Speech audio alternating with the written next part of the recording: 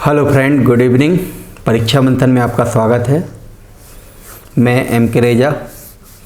तो जैसा कि मैंने बताया था, मैं साइंस की चर्चा करूंगा। तो साइंस में हम लोग जूलॉजी वाले सेगमेंट को चर्चा कर रहे हैं, जिसमें हमने आपको कल चर्चा की थी हृदय की और हृदय के कुछ भागों की। तो बताए थे रक्त वाहिकाएँ कितने प्रकार की होती हैं, धमनी की चर्चा की थी, सिरा की चर्चा की थी, केशिका की चर्चा की थी और हृदय के डायग्राम को बनाया था, जिसमें कुछ चर्चा हो पाई थी। आज जो है उसी को आगे बढ़ाते हैं क्रमबद्धता में और चर्चा करते हैं। तो संक्षिप्त में थोड़ा सा रिकॉल कर देते हैं, उसके बाद जो है आगे बढ़ते हैं। डायग्राम देखिए आपके पीछे, हमने पहले उतना बना दिया जितना आपका कल पढ़ा दिया था। ठीक है। तो विज्ञान की वह शाखा जिसके अंतर्गत हृदय का अध्ययन करते हैं कार्डियोलॉजी कहलाता है। हृदय के विशेषज्ञ को कार्डियोलॉजिस्ट कहते हैं। कार्डी शब्द जहाँ पे भी आता है वह हृदय संबंधित होता है। मनुष्य के हृदय की उत्पत्ति भ्रूण अवस्था के मेसोडर्म से होती है। एक स्वस्थ व्यक्ति में हृदय का वजन लगभग 300 से 350 ग्राम के मध्य होता है। मनुष्य का हृदय बक्षीय गुहा में दोनों फेफड़ों के मध्य में शंक्वाकार खोखली संरचना के रूप में पाया जाता है। मनुष्य के हृदय की आंतरिक संरचना को देखते हैं तो सेप्टम मांसपेशी पाई जाती है, जो हृदय को दो भागों में बांट देती है, एक बायां भाग, दूसरा दायां भाग। हृदय जो होता है इसमें 4 चैम्बर पाए जाते हैं। 4 चैम्बर जो होते हैं तो उसमें 2 एट्रियम होता है, 2 वेंट्रिकल होता है। तो इतनी चर्चा जो है कल की गई थी। आज इसी को आगे बढ़ाते हैं, चर्चा करते हैं। तो देखिए डायग्राम जो बना हुआ है आपका, हमने जहाँ तक समझाया था वहीं तक बनाया है, उसके आगे ही बढ़ेंगे। तो हमने कहा कि मनुष्य के हृदय में 4 चैम्बर पाए जाते हैं, जिसमें 2 एट्रियम होता है, एक एट्रियम में है, एक एट्रियम में है और 2 वेंट्रिकल होता है। 2 वेंट्रिकल यानी एक वेंट्रिकल है, एक वेंट्रिकल है। बाएं साइड जो उपस्थित होगा उसे बायां आलिंद और बायां निलय कहा जाएगा। दाएं साइड जो उपस्थित होगा उसे दायां आलिंद एवं दायां निलय के नाम से जाना जाता है। यह आलिंद तथा निलय एक दूसरे से बाल्ब के माध्यम से अलग होते हैं। यह आलिंद तथा निलय एक दूसरे से कपाट के माध्यम से अलग होते हैं। तो देखिए यहाँ पे जो संरचना बनी हुई है ये बाल्ब नुमा संरचना है। देखिए ये दोनों में बना हुआ है। तो कपाट के माध्यम से अलग होते हैं। कपाट का ऊपर वाला भाग एट्रियम कहलाता है और कपाट का नीचे वाला भाग वेंट्रिकल कहलाता है। यानी ए वाला पोर्शन जो दिखाई दे रहा है ये आलिंद है और ए वाला पोर्शन जो दिखाई दे रहा है ये निलय होता है। उसी प्रकार राइट साइड में है, ए वाला पोर्शन जो है ये निलय है और ए वाला पोर्शन जो होता है आलिंद होता है। आलिंद तथा निलय एक दूसरे से कपाट के माध्यम से अलग है और बाएं साइड जो कपाट पाए जाते हैं उन्हें बाइकस्पिड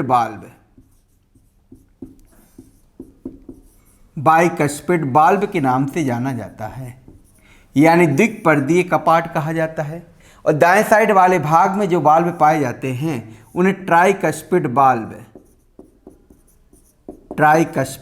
बाल्ब के नाम से जाना जाता है। तो देखिए बाएं साइड वाले भाग में जो बाल्ब पाए जाते हैं उनको क्या कहते हैं? बाइकस्पिड बाल्ब कहते हैं। इसका एक और नाम होता है मिट्रल बाल्ब। इसको मिट्रल बाल्ब के नाम से भी जाना जाता है। जबकि दाएं साइड वाले भाग में जो कपाट होते हैं उनको क्या कहते हैं? ट्राइकस्पिड बाल्ब। तो यहाँ क्वेश्चन बन सकता है कि मानव में हृदय में चैम्बर की संख्या कितनी होती है? 4। लेकिन अन्य जंतुओं में भी तो हृदय पाया जाता है। तो अन्य जंतुओं में जब हृदय पाया जाता है तो उनमें भी चैम्बर पाए जाएंगे, जो कि अपने आप में अलग अलग होते हैं। तो कुछ जंतुओं की हम कंपैरेटिव एनालिसिस यहाँ पे देखते हैं, जैसे फिश यानी मछली। फिश में जो होता है 2 चैम्बर हार्ट होता है, यानी 2 कक्ष वाला हृदय पाया जाता है। यानी मछलियों में हृदय है लेकिन कितने चैम्बर वाला होता है? 2 चैम्बर वाला होता है। इसके बाद एम्फीबियंस।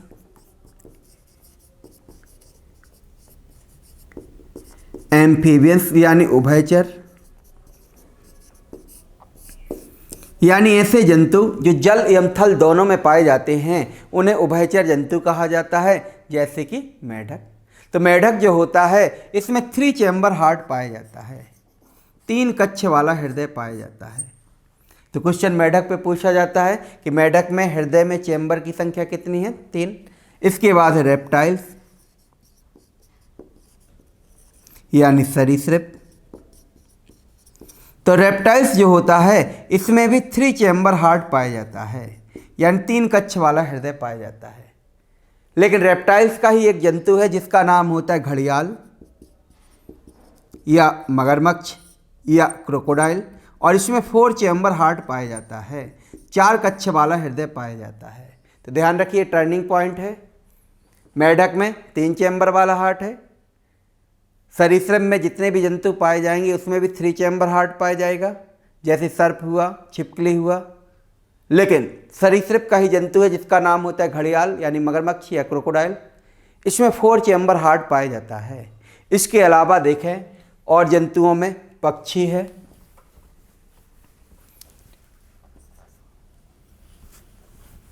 बर्ड्स। तो पक्षी जो होता है इसमें 4 चैम्बर हार्ट पाया जाता है। और इसके बाद है मैमल्स। मैमल्स यानी स्तनधारी,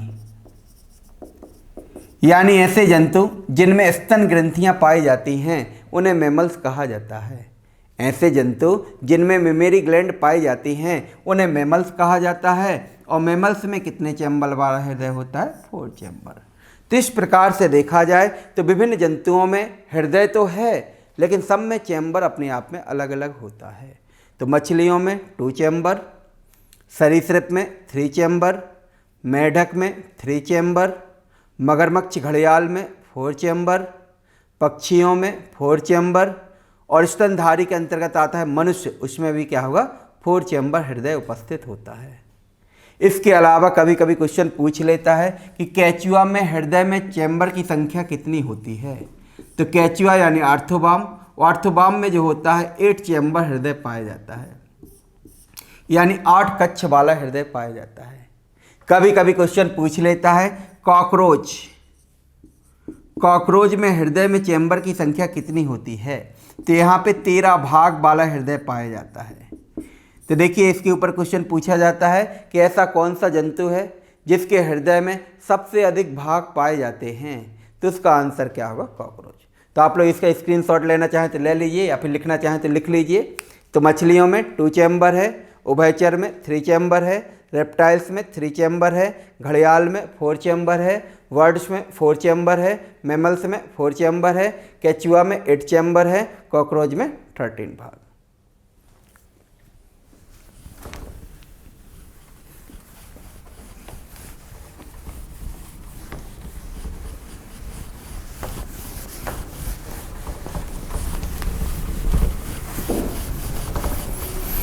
तो हमने कहा कि मानव में 4 चैम्बर हार्ट होता है जो 2 एट्रियम और 2 वेंट्रिकल के रूप में होता है, एक दूसरे से बाल्ब के माध्यम से अलग है। बाल्ब का ऊपर वाला भाग एट्रियम और नीचे वाला भाग होता है वेंट्रिकल। हृदय के सबसे ऊपर देखा जाए तो एओर्टा पाया जाता है। एओर्टा यानी महाधमनी पाई जाती है। हृदय के सबसे ऊपर एक संरचना पाई जाती है जिसका नाम क्या होता है? एओर्टा यानी महाधमनी होती है और इसमें भी बाल्ब पाए जाते हैं। और यह बाल्ब जो होते हैं बनावट में अर्धचंद्राकार के रूप में दिखाई देते हैं, यानी ये जो होते हैं बाल्ब वो सेमी ल्यूनर बाल्ब के नाम से जाना जाता है, अर्धचंद्राकार कपाट के नाम से जाना जाता है। यानी ये है महाधमनी। इसमें इस प्रकार से जो है कपाट पाए जाते हैं जो बनावट में कैसे होते हैं? अर्धचंद्राकार के रूप में होते हैं। हृदय के राइट साइड वाले भाग में एक गांठ पाई जाती है जिसका नाम है एसे नोड, जिसका पूरा नाम होता है साइनो ऑरिकुलर नोड या साइनो एट्रियम नोड। तो साइनो ऑरिकुलर नोड जो होता है यह विद्युत रासायनिक तरंगों को उत्पन्न करता है, इलेक्ट्रोकेमिकल वेव्स को उत्पन्न करता है, जिसके फलस्वरूप हृदय कार्य करना प्रारंभ कर देता है। कभी कभी ऐसा होता है कि यह नोड खराब हो जाता है और जब यह नोड खराब होता है तो इसके स्थान पर एक कृत्रिम मशीन को लगा दिया जाता है, इसलिए इसे प्राकृतिक पेस मेकर की संज्ञा भी दी जाती है। इसलिए इसे प्राकृतिक पेस मेकर की संज्ञा भी दी जाती है। तो ध्यान रखिए यहाँ क्वेश्चन बनता है कि प्राकृतिक पेस मेकर के नाम से किसे जाना जाता है? तो ऐसे नोड को ही जाना जाता है। क्यों जाना जाता है? क्योंकि जब ये खराब होता है तो इसके स्थान पर एक कृत्रिम मशीन को शिफ्ट कर दिया जाता है। अब ऐसे नोड जो है यह विद्युत रासायनिक तरंगों को उत्पन्न करता है और इसका प्रभाव किस पे भी गिरता है? ए बी नोड पर। यानी एक और नोड पाया जाता है जिसका नाम क्या है? A B node. इसका पूरा नाम होता है एट्रियो वेंट्रिकुलर नोड। तो एट्रियो वेंट्रिकुलर नोड होता है जो कि स्वयं से विद्युत रासायनिक तरंगों को उत्पन्न करता है और इसका प्रभाव पड़ता है पुरकिंजे तंतुओं पर। तो निलय जो होते हैं यहाँ पे लगे होते हैं पुरकिंजे तंतु, पुरकिंजे फाइबर। और जब पुरकिंजे तंतुओं पर इसका प्रभाव पड़ता है तो पुरकिंजे तंतु संकुचित होते हैं और शिथिलित होते हैं। जैसे ही संकुचित होते हैं ये रक्त को पंप करना प्रारंभ कर देता है और जैसे ही शिथिल होते हैं इनमें रक्त आना प्रारंभ हो जाता है। तो इस प्रकार से देखें तो हृदय का मुख्य कार्य है रक्त को पंप करना और हृदय के संदर्भ में रक्त का शुद्धिकरण कहाँ पे होता है? फेफड़ों में। तो हृदय जो है इतने भागों से मिलकर के बना होता है वो कार्य को संपन्न करता है। तो एक बार सरसरी निगाह से देखें, सबसे बाहर पेरिकार्डियम मेम्ब्रेन है जिसमें पेरिकार्डियल फ्लूइड भरा है जो हृदय के अन्य अंगों से घर्षण से रक्षा कर रहा है। हृदय किस प्रकार के ऊतकों का बना है? कार्डियक टिश्यू से। हृदय के मध्य में कौन सी मांसपेशी पाई जाती है? सेप्टम, जो दो भागों में बांटती है, एक बायां भाग और दूसरा दायां भाग। हृदय में कितने चैम्बर हैं? 4 चैम्बर। 2 एट्रियम होता है, 2 वेंट्रिकल होता है। किससे अलग है? कपाट से अलग है। कपाट का ऊपर वाला भाग क्या है? एट्रियम। और कपाट का नीचे वाला भाग क्या होता है? वेंट्रिकल। बाएं साइड वाले भाग में कपाट, बाइकस्पिड। दाएं साइड वाले भाग में कपाट, ट्राइकस्पिड। सबसे ऊपर क्या है? महाधमनी, जिसमें कपाट हैं 3 बनावट में है, अर्धचंद्राकार, इसलिए इसका नाम क्या पड़ा? Semilunar valve. यहाँ पे है ऐसे नोड जिसका पूरा नाम होता है साइनो ऑरिकुलर नोड। और साइनो ऑरिकुलर नोड विद्युत रासायनिक तरंगों को उत्पन्न करता है। ए बी नोड जिसका पूरा नाम है एट्रियो वेंट्रिकुलर नोड। ए भी विद्युत रासायनिक तरंगों को उत्पन्न करता है और इसका प्रभाव किस पे गिरता है? पुरकिंजे तंतु पर। और पुरकिंजे तंतु संकुचित होते हैं, शिथिलित होते हैं, हृदय रक्त को पंप करना प्रारंभ कर देता है। तो इतने भागों से मिलकर के हृदय बना होता है। तो इसका भी आप स्क्रीनशॉट लेना चाहें तो ले लीजिएगा। और इसके बाद जो है आगे बढ़ते हैं हृदय की कुछ टर्मिनोलॉजी पर।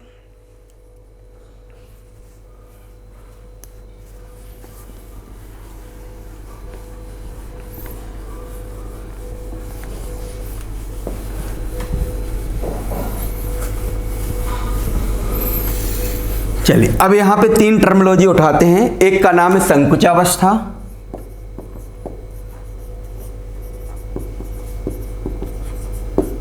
यानी सिस्टोलिक। दूसरे का नाम है शिथिलावस्था, यानी डायस्टोलिक। और तीसरे का नाम है रक्तदाब, यानी ब्लड प्रेशर।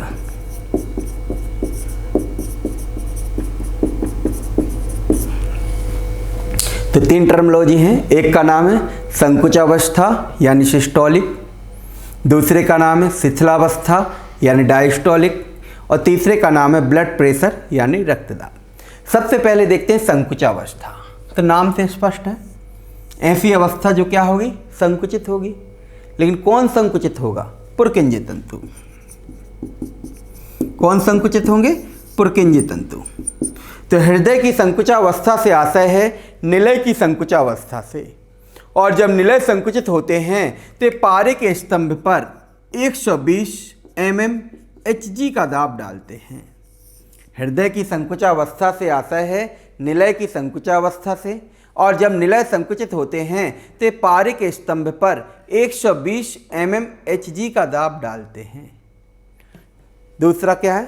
शिथिलावस्था, यानी कोई चीज़ फैलेगी, शिथिल होगी। तो हृदय की शिथिलावस्था से आशय है निलय की शिथिलावस्था से। और जब निलय शिथिल होते हैं तो पारे के स्तंभ पर 80 mm Hg का दाब डालते हैं। कितना दाब डालते हैं? 80 mm Hg का। ठीक। अब mm का आशय क्या है? यहाँ पे मिलीमीटर है, मिलीमीटर। और Hg का आशय क्या है? यहाँ पे पारा। mm का आशय क्या है? मिलीमीटर है। Hg का आशय क्या है? पारा। कभी अगर Hg का फुल फॉर्म पूछता है तो Hg का पूरा नाम है हाइड्रा जाइरम। तो देखिए जब केमिस्ट्री पढ़ेंगे तो बताएंगे एक वैज्ञानिक थे जिनका नाम था जे बर्जीलियस। जे बर्जीलियस नामक वैज्ञानिक ने आवर्त सारणी में तत्वों के प्रतीक चिन्ह के संदर्भ में कुछ स्तंभ दिए थे, जिसमें से एक स्तंभ था कि अगर कुछ तत्वों का प्रतीक चिन्ह उनके लैटिन भाषा के नाम के आधार पर रखा जाए तो सही रहेगा, जिसमें से एक यहाँ पे दिखाई देता है आपका पारा, जिसे मरकरी कहते हैं, लेकिन उसका प्रतीक चिन्ह क्या रखा गया है, Hg, और इसका पूरा नाम क्या है, हाइड्राजाइरम। तो Hg का कभी फुल फॉर्म पूछेगा तो हाइड्राजाइरम, किसका प्रतीक चिन्ह है, तो पारा का। तो हमने बताया कि हृदय की संकुचावस्था से आशय है निलय की संकुचावस्था से, और जब निलय संकुचित होते हैं तो पारे के स्तंभ पर 120 mm Hg के बराबर, और जब शिथिल होते हैं तो 80 mm Hg के बराबर का दाब डालते हैं। इसके बाद है रक्तदाब। रक्तदाब की परिभाषा होती है संकुचावस्था एवं शिथिलावस्था के अनुपात को रक्तदाब कहा जाता है। क्या परिभाषा है, संकुचावस्था एवं शिथिलावस्था के अनुपात को क्या कहते हैं, रक्तदाब कहते हैं। तो देखिए ये हो गई रक्तदाब की परिभाषा।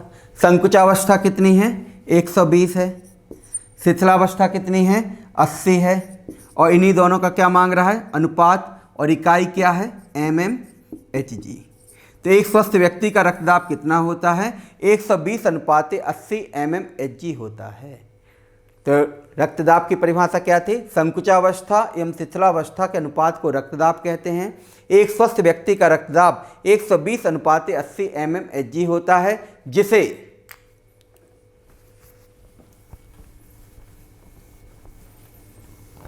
जिसे स्फेग्मोमैनोमीटर यंत्र के द्वारा मापा जाता है। स्फेग्मोमैनोमीटर यंत्र के द्वारा मापा जाता है। यानी रक्तदाब को किससे मापते हैं, स्फेग्मोमैनोमीटर यंत्र के द्वारा मापा जाता है।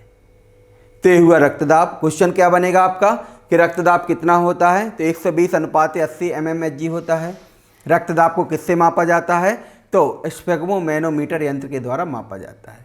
चलिए इसके बाद है दूसरा। तो यहाँ पे 3 टर्मिनोलॉजी की हमने चर्चा की, संकुचावस्था की चर्चा की, शिथिलावस्था की चर्चा की, रक्तदाब की चर्चा की। अब इसके बाद देखा जाए तो यहाँ पे कभी कभी क्वेश्चन धड़कन दर पे भी पूछ लेता है। तो धड़कन दर या नाड़ी दर एक ही चीज होती है। धड़कन दर यानी पल्स रेट, धड़कन दर यानी हार्ट रेट, और नाड़ी दर यानी पल्स रेट। तो धड़कन दर का आशय क्या है, एक स्वस्थ व्यक्ति का हृदय 1 मिनट में जितनी बार धड़कता है उसे धड़कन दर कहा जाता है। एक स्वस्थ व्यक्ति का हृदय 1 मिनट में जितनी बार धड़कता है उसे धड़कन दर कहते हैं, और धड़कन दर को रेडियल धमनी पर मापा जाता है। धड़कन दर को किस पे मापते हैं, रेडियल धमनी पर मापते हैं, और धड़कन दर को स्टेथोस्कोप के द्वारा सुना जाता है। स्टेथोस्कोप, जिसे हम देसी भाषा में बोलते हैं आला। हमने कहा कि धड़कन दर को किस पे मापते हैं, रेडियल धमनी पर, यानी अंगूठे के पास जो होती है रेडियल धमनी पाई जाती है। जब भी आप डॉक्टर के पास जाते हैं और डॉक्टर जब हाथ टच करता है तो रेडियल धमनी को ही टच करता है, और रेडियल धमनी पर वह धड़कन दर, नाड़ी दर इत्यादि को ज्ञात करने का प्रयास करता है। ज्ञात करने में सफल हो जाता है, अच्छी बात है। अगर किसी कारण से ज्ञात नहीं कर पाता है तो फिर किसका सहारा लेता है, स्टेथोस्कोप का, यानी आला का सहारा लेता है, उसके माध्यम से धड़कन दर को सुनने का प्रयास करता है। तो आप देखेंगे डॉक्टर गले में एक यंत्र टांगे रहता है, उसी को हम टर्मिनोलॉजी में क्या कहते हैं, स्टेथोस्कोप कहते हैं। तो एक स्वस्थ व्यक्ति का हृदय 1 मिनट में कितनी बार धड़कता है, 72 बार। यानी हम आपका हृदय जो होता है प्रति मिनट कितनी बार धड़कता है, 72 बार। लेकिन मनुष्य की अवस्थाएं भिन्न भिन्न हैं, यही कारण कि धड़कन दर भी क्या होती, भिन्न भिन्न होती है।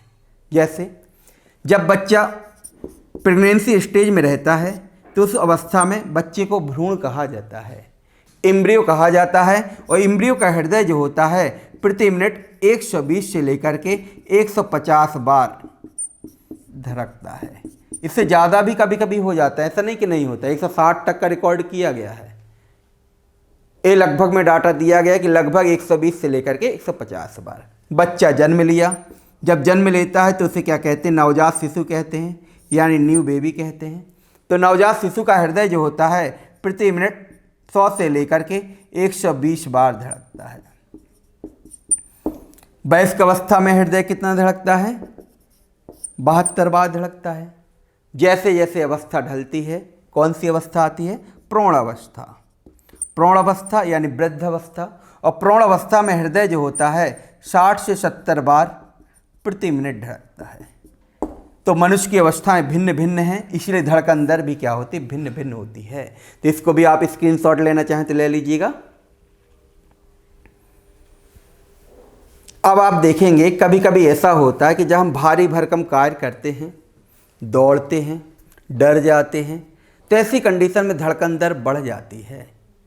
कोई भारी भरकम कार्य करते हैं, दौड़ते हैं, किसी संकट के द्वारा जो होता है धड़कन दर बढ़ जाती है।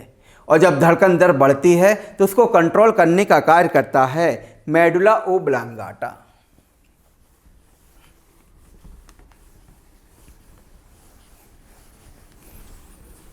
धड़कन दर को नियंत्रित करने का कार्य कौन करता है? Medulla oblongata. तो ध्यान रखिए, क्वेश्चन कई बार पूछा गया है कि धड़कन दर को कौन नियंत्रित करता है? तो मेडुला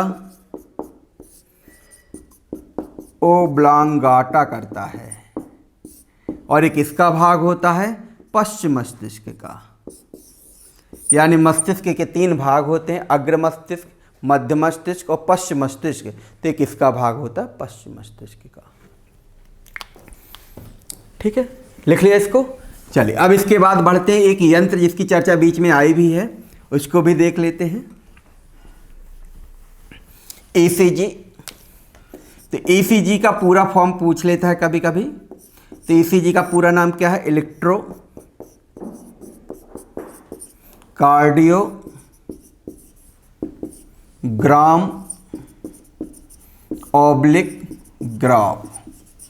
ईसीजी का पूरा नाम क्या है? Electrocardiogram oblique graph. और इसके माध्यम से हृदय के संकेतों को ज्यामितीय रूप में प्राप्त किया जाता है। तो कभी आप ईसीजी करवाने जाएंगे तो इसके सिग्नल को देखिएगा, अप डाउन के रूप में जो है दिखाई दे रहे होते हैं। तो इसका फुल फॉर्म पूछता है कि ईसीजी का पूरा नाम क्या है और ईसीजी किससे संबंधित है? तो ये किससे संबंधित है? हृदय से। क्योंकि जब आगे पढ़ेंगे तो आपको ईईजी भी मिलेगा, ईओजी भी मिलेगा, ईएमजी भी मिलेगा। ठीक है, तो यहाँ पे कंफ्यूज नहीं होना है। कभी कभी क्वेश्चन इस प्रकार के आते हैं जोड़ी मिलाने के लिए। तो ईसीजी जो जुड़ा हुआ है वो किससे जुड़ा हुआ है? आपका हृदय से। जब आगे पढ़ेंगे तो समस्त चीज़ें जो हैं आपकी डिटेल से आएंगी।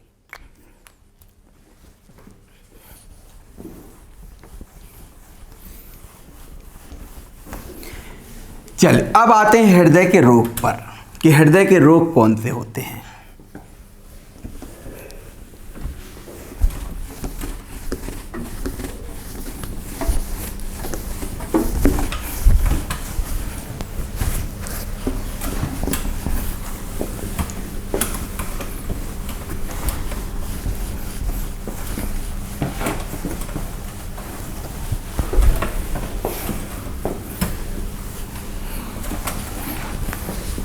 चलिए हृदय के रोग, नेक्स्ट हेडिंग लिख सकते हैं आप लोग, हृदय के रोग। तो देखिए हृदय के तो काफ़ी रोग हैं। Atherosclerosis, arteriosclerosis, angina pectoris, heart attack, heart fail, rheumatic heart disease, blue baby syndrome, cardiac arrest. ये समस्त रोग हृदय से ही जुड़े हुए हैं। लेकिन हमें यहाँ एग्जाम के दृष्टिकोण से जो महत्वपूर्ण है उन्हीं रोगों की चर्चा करनी है। तो देखिए यहाँ पे हृदयघात के ऊपर क्वेश्चन पूछता है, यानी हार्ट अटैक के ऊपर, सिम्टम्स के ऊपर क्वेश्चन पूछता है। रियूमेटिक हार्ट डिजीज यानी आमावती हृदय के ऊपर क्वेश्चन पूछता है।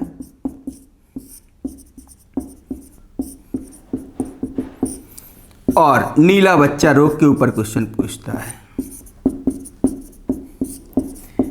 तो इन 3 पे ज़्यादातर क्वेश्चन निकल के जो हैं आते हैं।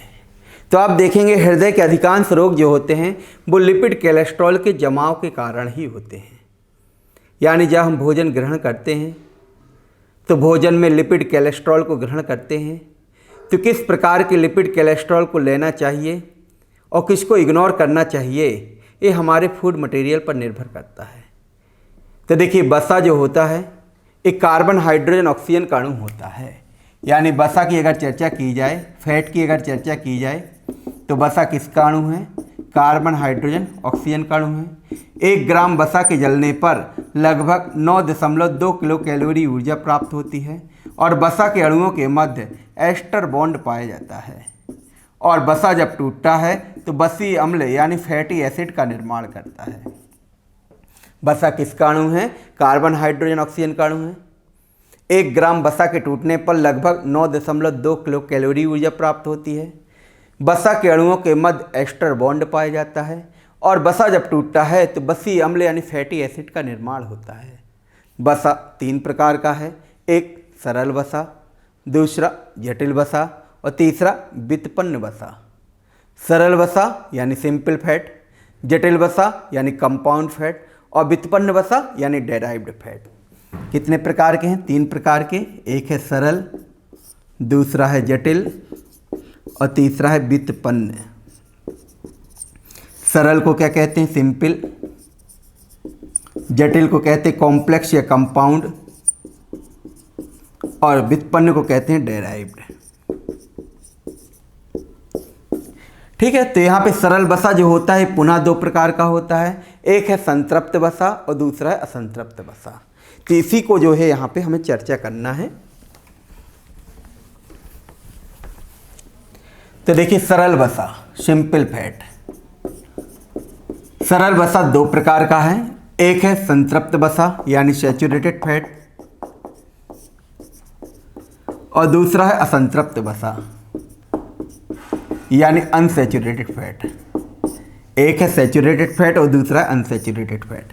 सैचुरेटेड फैट को अगर हम भोजन के रूप में ग्रहण करते हैं तो यह हमारे शरीर में लो डेंसिटी लिपोप्रोटीन का निर्माण करता है, जबकि अनसैचुरेटेड फैट को अगर हम भोजन के रूप में ग्रहण करते हैं तो यह हमारे शरीर में हाई डेंसिटी लिपोप्रोटीन का निर्माण करता है। किसका निर्माण करता है? लो डेंसिटी लिपोप्रोटीन का निर्माण करता है, जो कि बैड कोलेस्ट्रॉल होता है यानी बुरा वसा होता है। जबकि असंतृप्त वसा को जब ग्रहण करते हैं तो शरीर में high density lipoprotein, high density lipoprotein का निर्माण करता है, जो कि अच्छा वसा होता है यानी गुड कोलेस्ट्रॉल होता है। तो देखिए यहाँ पे देखा जाए तो अच्छा वसा कौन सा है? असंतृप्त वसा है। खराब वसा कौन सा है? संतृप्त वसा है। और असंतृप्त वसा को अगर हम भोजन के रूप में ग्रहण करेंगे तो हमारे शरीर के लिए लाभदायक होगा यानी हृदय धमनी के लिए लाभदायक होगा। लेकिन संतृप्त वसा को अगर ग्रहण करेंगे तो हमारे शरीर के लिए घातक होगा। जैसे कि डालडा जो होता है इस संतृप्त वसा के अंतर्गत ही आता है। सूरजमुखी का तेल है, सोयाबीन का तेल है, ये जो आते हैं असंतृप्त वसा के अंतर्गत आते हैं। तो डालडा शरीर के लिए घातक है, बटर शरीर के लिए घातक है, लेकिन सूरजमुखी, सोयाबीन, सरसों इत्यादि तेल जो होते हैं इस शरीर के लिए क्या होते हैं? लाभदायक होते हैं। तो कैसे वसा को हमें इग्नोर करना है? संतृप्त वसा को इग्नोर करना है और संतृप्त वसा को भोजन के रूप में ग्रहण करना है। अब देखते हैं हृदय के रोग पे।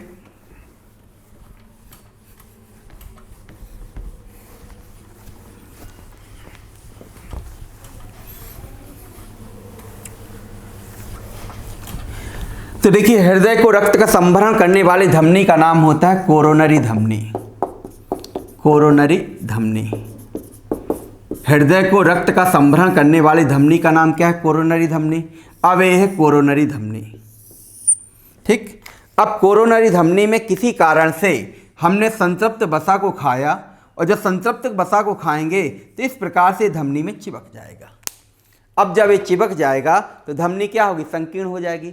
जब धमनी संकीर्ण हो जाएगी तो ऐसी कंडीशन में किसकी शिकायत आ जाएगी? हाई ब्लड प्रेशर की शिकायत आ जाएगी यानी उच्च रक्तदाब। उच्च रक्तदाब की शिकायत आ जाती है। और हाई ब्लड प्रेशर की परिभाषा है, हाई ब्लड प्रेशर की परिभाषा है कि जब रक्त का दाब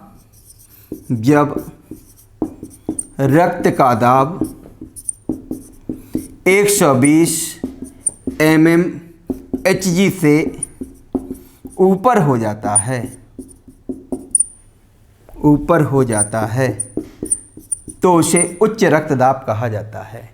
हाई ब्लड प्रेशर की परिभाषा क्या है? जब रक्त का दाब 120 mmHg से ऊपर हो जाता है तो उसे उच्च रक्तदाब के नाम से जाना जाता है। और उच्च रक्तदाब जो है इसे साइलेंट किलर के नाम से भी जाना जाता है। क्यों? क्योंकि शरीर में जब इसकी शिकायत आती है तो हृदय, मस्तिष्क, नेत्र, किडनी, ये 4 अंग धीरे धीरे करके खराब होना प्रारंभ हो जाते हैं, इसलिए इसको क्या कहा जाता है? Silent killer. तो ध्यान रखिएगा, हाई ब्लड प्रेशर किस नाम से जानते हैं? Silent killer. साइलेंट किलर क्यों कहा गया? क्योंकि ये शरीर में शिकायत आती है तो हृदय, मस्तिष्क, नेत्र और किडनी, ये 4 अंग धीरे धीरे करके खराब होना प्रारंभ हो जाते हैं, इसलिए इसको क्या कहते हैं? साइलेंट किलर कहा जाता है। अब हाई ब्लड प्रेशर के जस्ट अपोजिट एक और रोग होता है जिसका नाम क्या है? Low blood pressure. Low blood pressure, निम्न रक्तदाब। और निम्न रक्तदाब की परिभाषा है जब रक्त का दाब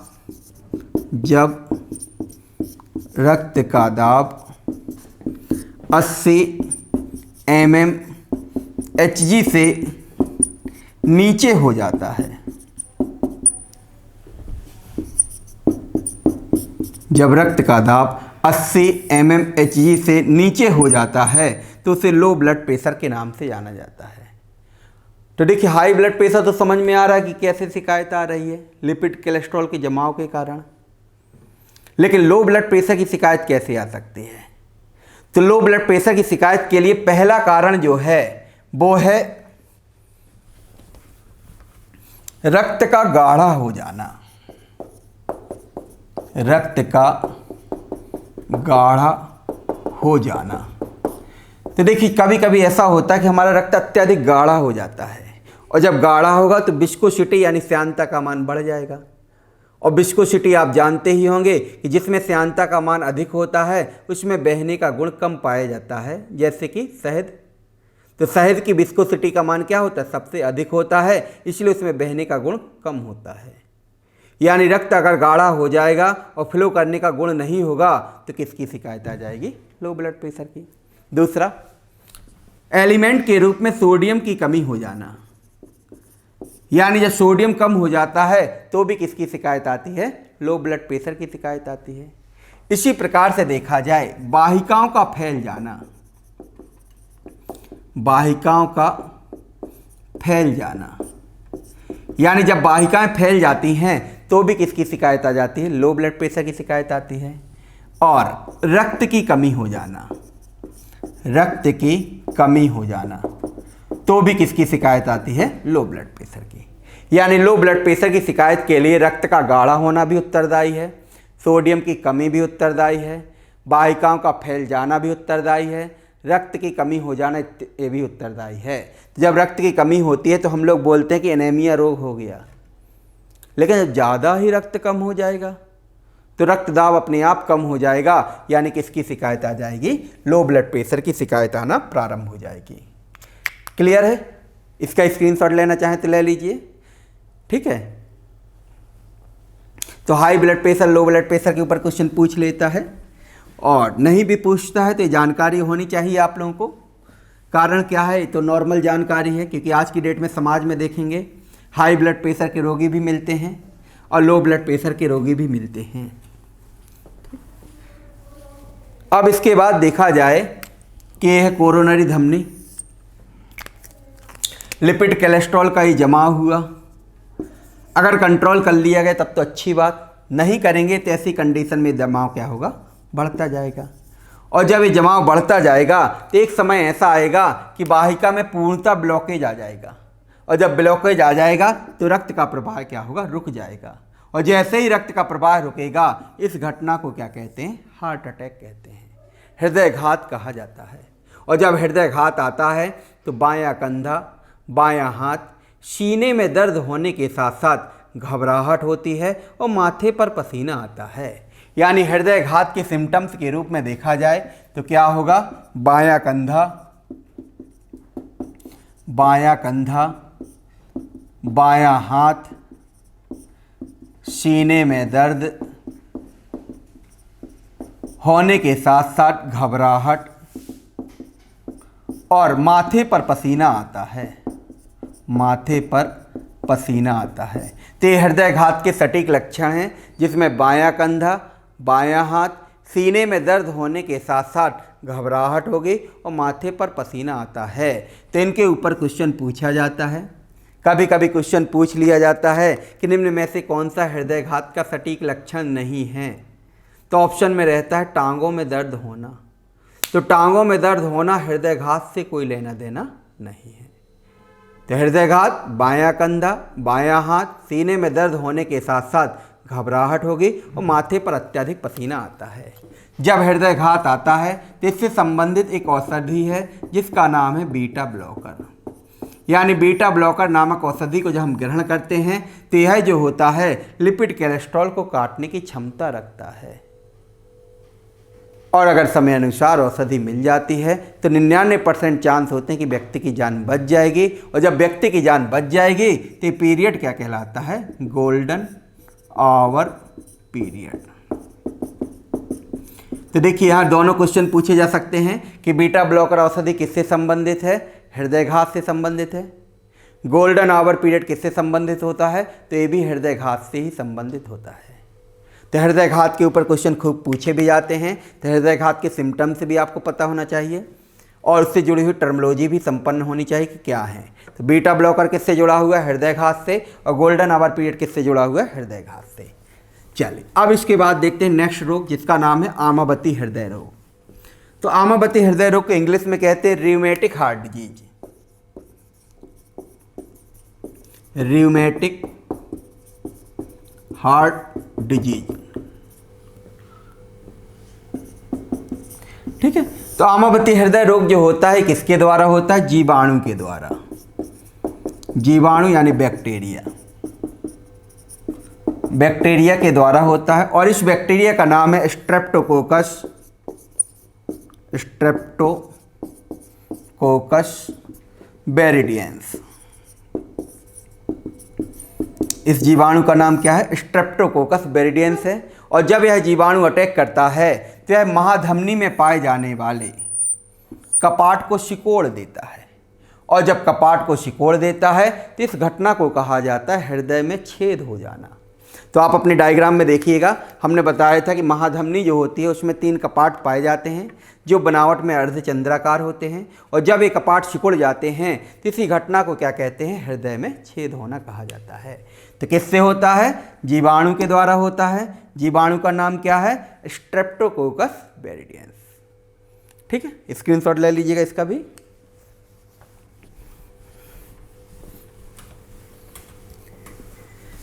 चल, इसके बाद एक और रोग है जिसका नाम है नीला बच्चा रोग, जिसे बिलू बेबी सिंड्रोम के नाम से जाना जाता है। बिलू बेबी सिंड्रोम। तो नीला बच्चा रोग को किस नाम से जाना जाता है, बिलू बेबी सिंड्रोम के नाम से जाना जाता है। और नीला बच्चा रोग किसके कारण होता है, नाइट्रेट की अधिकता के कारण। नीला बच्चा रोग किसके कारण होता है, नाइट्रेट की अधिकता के कारण होता है। और इसमें हृदय का पूर्ण रूप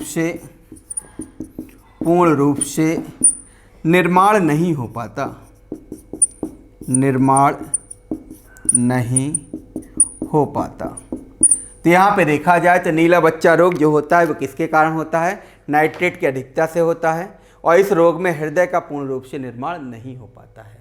और जब हृदय का पूर्ण रूप से निर्माण नहीं होगा तो शुद्ध रक्त और अशुद्ध रक्त आपस में मिल जाएगा, और बच्चे का रंग कैसा हो जाएगा, हल्का नीले कलर का हो जाएगा। इसलिए इसका नाम क्या हो गया, नीला बच्चा रोग। क्लियर है रोग। चलिए अब आगे बढ़ते हैं उपचार पर। इसका स्क्रीनशॉट लेना चाहें तो ले लीजिए।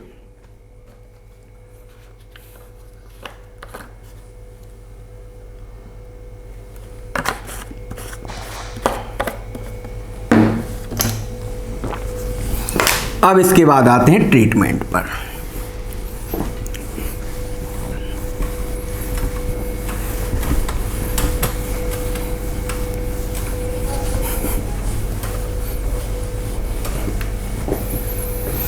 तो हेडिंग लिख सकते हैं उपचार यानी ट्रीटमेंट, और ट्रीटमेंट में है एंजियोग्राफी,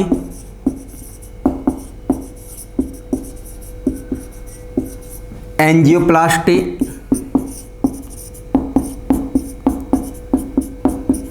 बाईपास सर्जरी,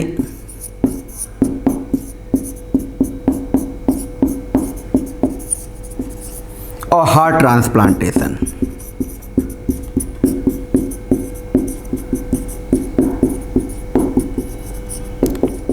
यानी हृदय का प्रत्यारोपण।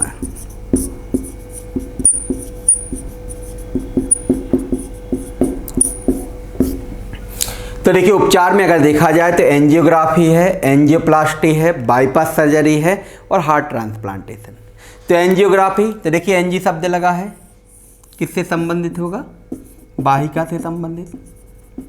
और ग्राफी शब्द लगा है तो किससे संबंधित होगा? चित्र से संबंधित। तो एंजियोग्राफी क्या हो जाएगा? यानी वाहिका का चित्र प्राप्त करना है। लेकिन किस वाहिका का चित्र प्राप्त करना है? जिसमें लिपिड कोलेस्ट्रॉल का जमा हो गया है। तो वाहिका है कोरोनरी धमनी, इसमें इस प्रकार से लिपिड कोलेस्ट्रॉल का जमा हो गया, और जब लिपिड कोलेस्ट्रॉल का जमा हुआ तो इसका चित्र जो है हम प्राप्त करते हैं किसके माध्यम से? एंजियोग्राफी। और जहाँ ये संपन्न होता है उसकी लैब का नाम होता है कैथ लैब। तो ध्यान रखिएगा कैथ लैब किससे संबंधित है? तो ये हृदय से संबंधित होता है। तो बीटा ब्लॉकर औषधि हृदय घात से संबंधित है, गोल्डन आवर पीरियड हृदय घात से संबंधित है, और कैथ लैब भी किससे संबंधित है? हृदय से ही संबंधित है। तो यहाँ पे देखा जाए तो हमने कहा आपको एंजियोग्राफी में क्या करते हैं? कोरोनरी धमनी में जब लिपिड कोलेस्ट्रॉल का जमा हो जाता है तो उसका चित्र प्राप्त किया जाता है। जैसे ही चित्र प्राप्त हो जाता है, अवरोध का पता चल जाता है, तो एंजियोप्लास्टी संपन्न की जाती है। एंजियोप्लास्टी जो होता है एक बैलून नुमा संरचना से संपन्न की जाती है, इसलिए इसे बैलून थेरेपी के नाम से भी जाना जाता है। यानी जहाँ पे अवरोध है उस अवरोध स्थल पर इस प्रकार की एक बैलून नुमा संरचना को भेजा जाता है, धीरे धीरे फ्रिक्शन करवाया जाता है। जब फ्रिक्शन करवाते हैं तो लिपिड कोलेस्ट्रॉल धीरे धीरे क्या होता है? समाप्त हो जाता है। इसलिए ये ट्रीटमेंट बैलून जैसी संरचना से संपन्न हुआ है, इसलिए इसका नाम क्या हो गया? Balloon therapy. ठीक, इसके बाद देखा जाए बाईपास सर्जरी।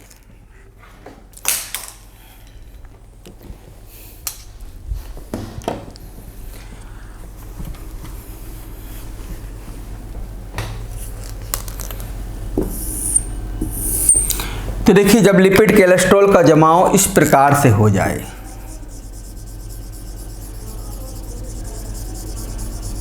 कैसा? इस प्रकार से, यानी पूर्णतः ब्लॉकेज हो गया है, तो क्या अब एंजियोप्लास्टी संपन्न हो पाएगी? नहीं हो पाएगी। अब किसका सहारा लेते हैं? बाईपास सर्जरी का सहारा लेते हैं। यानी डॉक्टर कहता है कि आप बहुत लेट कर दिए, अब एंजियोप्लास्टी से काम नहीं चलेगा, बाईपास सर्जरी का ही सहारा लेना पड़ेगा। तो जब बाईपास सर्जरी का सहारा लेते हैं तो क्या करेंगे? इस प्रकार से बाईपास रोड का निर्माण करेंगे, और जब बाईपास रोड का निर्माण करेंगे तो रक्त सीधा जा रहा था, अब रक्त प्रवाह की दिशा क्या हो जाती है? बदल जाती है। यानी बाईपास सर्जरी में जहाँ पर कोरोनरी धमनी में अवरोध उत्पन्न होता है उस स्थान पर एक वाहिका को लगा करके रक्त प्रवाह के मार्ग को बदल दिया जाता है, बाईपास सर्जरी कहलाता है। अब जब वाहिका लगाई जाएगी तो यह वाहिका जो होती है शरीर से ही प्राप्त की जाती है। इस वाहिका का नाम है स्फेनस सिरा,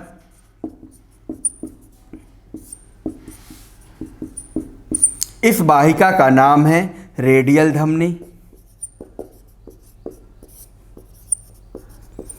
इस वाहिका का नाम है स्तन धमनी। ठीक, स्फेनस सिरा जो प्राप्त होती है पैर से प्राप्त होती है, स्तन धमनी जो प्राप्त होती है छाती से प्राप्त होती है, और रेडियल धमनी जो प्राप्त होती है हाथ से प्राप्त होती है। यहाँ पे एक कन्फ्यूजन आपका दूर कर दूं मैं, मेमोरी आर्टरी यानी स्तन धमनी जो लिखी है ये मेल और फीमेल दोनों में पाई जाती है, नर एवं मादा दोनों में पाई जाती है, लेकिन मेमोरी ग्लैंड जो होती है जिसका विकास पूर्ण रूप से किस में होता है? फीमेल में हो रहा होता है। तो यहाँ पे कंफ्यूज नहीं होइएगा, मेमोरी आर्टरी दोनों में उपस्थित है।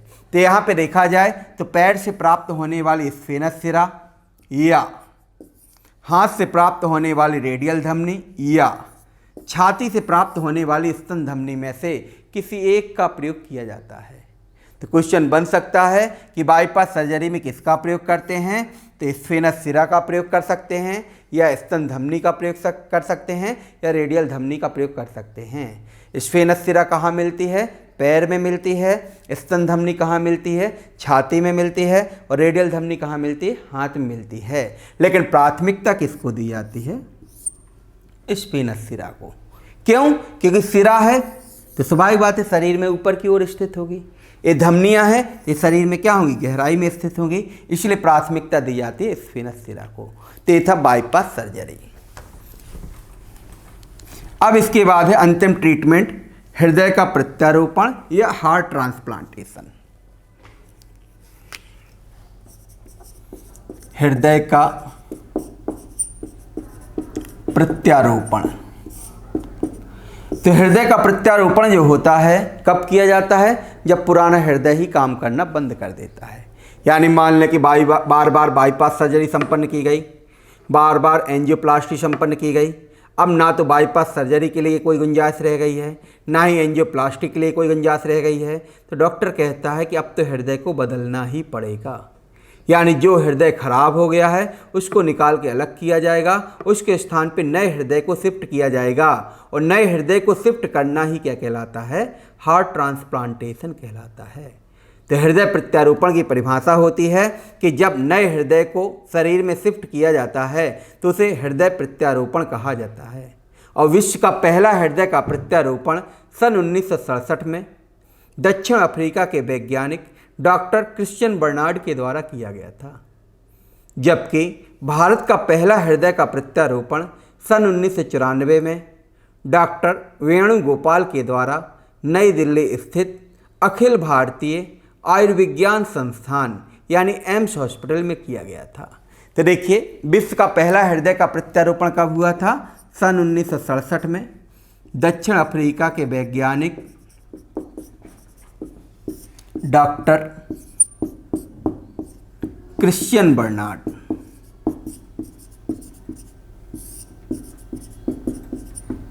विश्व के पहले हृदय का प्रत्यारोपण सन 1967 में दक्षिण अफ्रीका के वैज्ञानिक डॉक्टर क्रिश्चियन बर्नार्ड ने किया था, जबकि भारत के पहले हृदय का प्रत्यारोपण सन 1994 में डॉक्टर वेणुगोपाल के द्वारा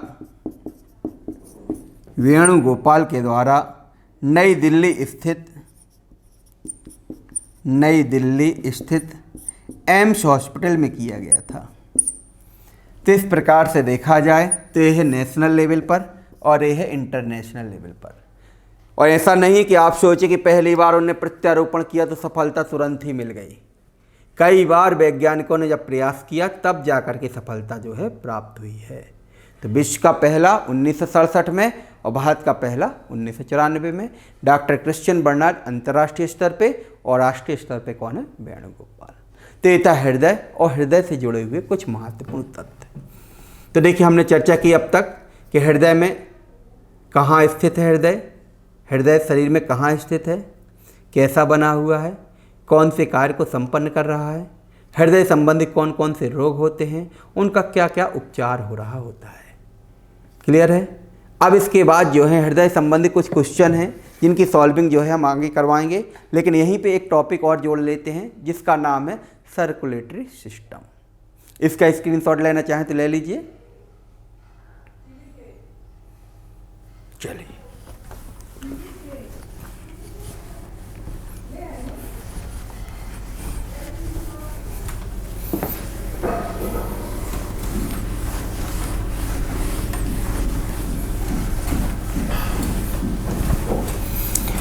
तो नई हेडिंग लिखिए आप, सर्कुलेटरी सिस्टम यानी परिसंचरण तंत्र। परिसंचरण तंत्र,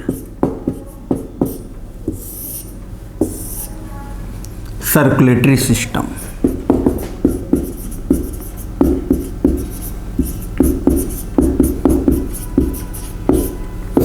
तो देखिए, सर्कुलेटरी सिस्टम क्या है, नाम से स्पष्ट है, सर्कुलेट करना। किसको, शरीर में पाए जाने वाले तत्वों को। यानी शरीर में हार्मोन्स भी है, विटामिन्स भी है, एंजाइम्स भी है, प्रोटीन्स भी है, मिनरल्स भी है। इन सब को सर्कुलेट करने का कार्य कौन करता है? सर्कुलेटरी सिस्टम करता है। यानी ऐसा तंत्र जो शरीर के अंदर विभिन्न प्रकार के पदार्थों को स्थानांतरित करने का कार्य करता है, उसे सर्कुलेटरी सिस्टम कहा जाता है। ऐसा तंत्र जो शरीर के अंदर विभिन्न प्रकार के पदार्थों में कौन कौन से आएंगे आपको? हार्मोन है, एंजाइम है, प्रोटीन है, विटामिन है, मिनरल्स हैं।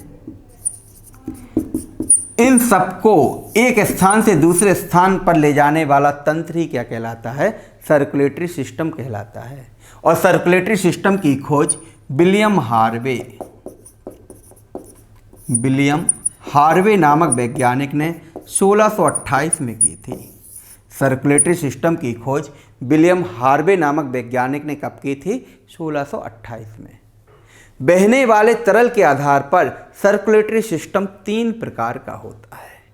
यानी अब सर्कुलेटरी सिस्टम को अगर हम क्लासीफाई करें तो बहने वाले तरल के आधार पर, लिक्विड के आधार पर सर्कुलेटरी सिस्टम कितने प्रकार का होता है? 3 प्रकार का। तो आप लिख सकते हैं बहने वाले तरल के आधार पर सर्कुलेटरी सिस्टम कितने प्रकार का है? 3 प्रकार का। एक का नाम है रक्त परिसंचन तंत्र,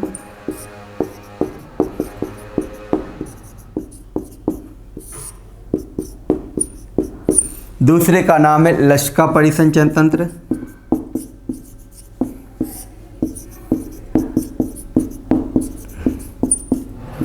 और तीसरे का नाम है जल परिसंचन तंत्र।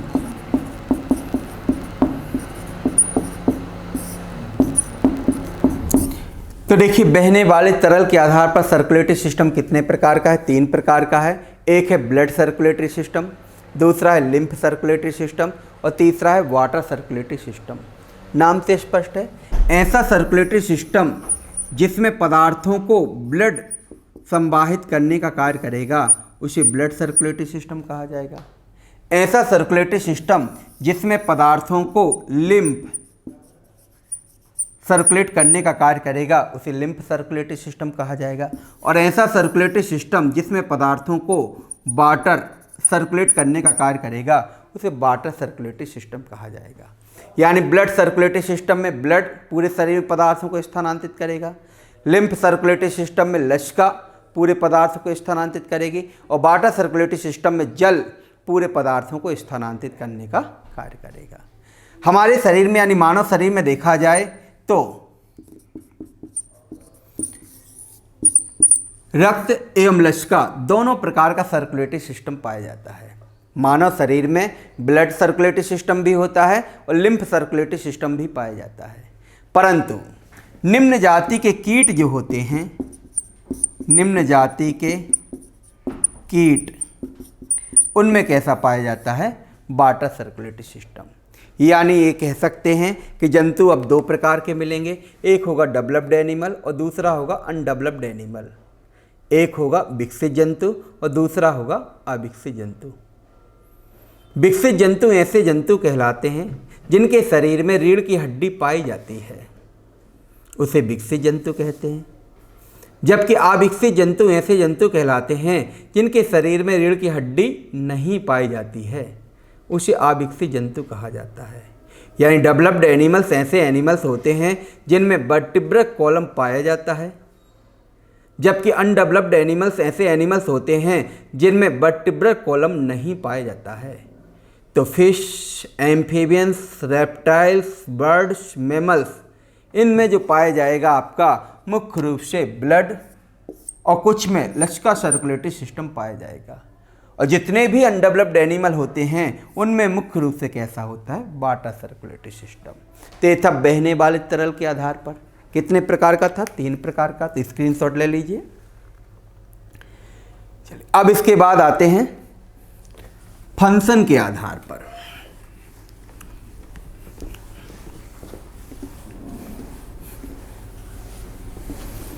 कार्य के आधार पर, कार्य के आधार पर।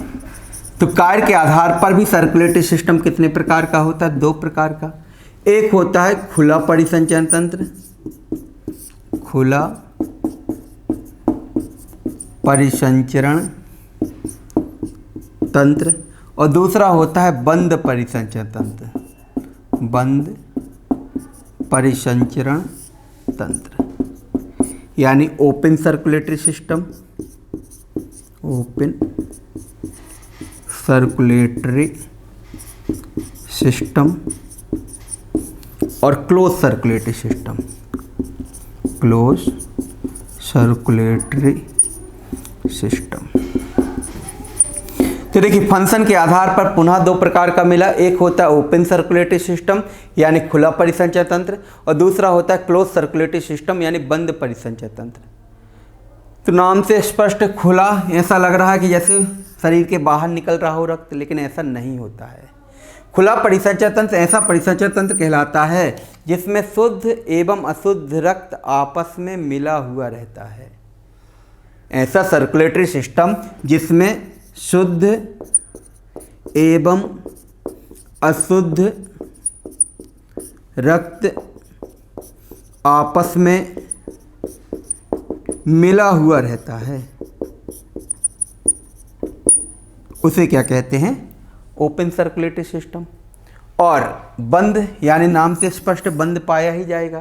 तो बंद सर्कुलेटरी सिस्टम ऐसा सर्कुलेटरी सिस्टम कहलाता है जिसमें शुद्ध रक्त अलग मार्गों में, अशुद्ध रक्त अलग मार्गों में बहता है, यानी शुद्ध एवं अशुद्ध रक्त आपस में मिला नहीं रहता, मिला नहीं रहता, उसे क्या कहते हैं? Close circulatory system. तो देखिए ओपन सर्कुलेटरी सिस्टम की परिभाषा है ऐसा सर्कुलेटरी सिस्टम जिसमें शुद्ध एवं अशुद्ध रक्त आपस में मिला हुआ रहता है, उसे ओपन सर्कुलेटरी सिस्टम कहते हैं। और इस प्रकार का सर्कुलेटरी सिस्टम हाइड्रा में पाया जाता है। जबकि क्लोज सर्कुलेटरी सिस्टम ऐसा सर्कुलेटरी सिस्टम कहलाता है जिसमें शुद्ध एवं अशुद्ध रक्त आपस में नहीं मिला रहता है, उसे क्लोज सर्कुलेटरी सिस्टम कहा जाता है। और यह किस में पाया जाता है? मानव में। तो हमने आपको तो पहले ही बताया कि धमनियों में शुद्ध रक्त बहता है, सिराओं में अशुद्ध रक्त बहता है। तो क्या एक दूसरे से मिलकर के चल रहा है? नहीं चल रहा है, यानी मानव में कैसा होगा? Close circulatory system. अब कुछ बच्चे ऐसे होंगे जो पहली बार ही साइंस को पढ़ रहे होंगे, तो जब ऐसे जंतुओं का नाम सुनते हैं तो माइंड में आता है प्लांट बॉडी होगी। यानी जब हाइड्रा का नाम सुनते हैं तो ऐसा लगता है जैसे प्लांट बॉडी की चर्चा कर रहे हों, बट ये प्लांट नहीं है। हाइड्रा जो होता है ये सीलेंट्रेटा, सीलेंट्रेटा का जंतु होता है। हाइड्रा जो है यह सीलेंट्रेटा का जंतु है। और इसमें कैसा होता है? Open circulatory system. ज्योग्राफी आपने पढ़ी होगी, तो ज्योग्राफी में आप कोरल लीफ पढ़ते हैं, प्रवाल भित्तियाँ पढ़ते हैं। उन्हीं प्रवाल भित्तियों को साइंस में क्या कहा जाता है? मूंगा कहा जाता है। मूंगा भी किसका जंतु होता है? सीलेंट्रेटा का। तो यहाँ पे क्वेश्चन जो पूछा जाता है मुख्यतः हाइड्रा पे पूछा जाता है कि हाइड्रा में किस प्रकार का सर्कुलेटरी सिस्टम पाया जाता है। तो ये हुआ आपका सर्कुलेटरी सिस्टम भी। तो देखिए हमने अभी तक चर्चा की हृदय और परिसंचरण तंत्र, जिसमें क्वेश्चन जो हैं ज़्यादातर हृदय पे आते हैं। और सर्कुलेटरी सिस्टम में क्वेश्चन पूछा जाता है कि खोज किसने की थी? तो विलियम हार्वे भी रहता है, विलियम हर्शेल भी रहता है। तो ध्यान रखिए विलियम हार्वे ने इनकी खोज की थी और विलियम हर्शेल जो हैं ये अवरक्त किरणों के खोज करता है। तो आपको हमारा टॉपिक कैसा लगा कमेंट बॉक्स में कमेंट करके आप ज़रूर बताइएगा। टॉपिक को लाइक कीजिएगा और इसको शेयर भी कीजिएगा। और जो बच्चे पहली बार देख रहे हैं तो चैनल को ज़रूर सब्सक्राइब कीजिएगा। और कमेंट बॉक्स में जब आप कमेंट करके व्यू देंगे तभी हमें पता चलेगा कि किस प्रकार से आप लोगों की और डिमांड है और उस डिमांड को जो है पूरा किया जाएगा। तो बच्चों मिलते हैं नेक्स्ट टॉपिक से नई क्लास में। Okay, thank you, bye bye.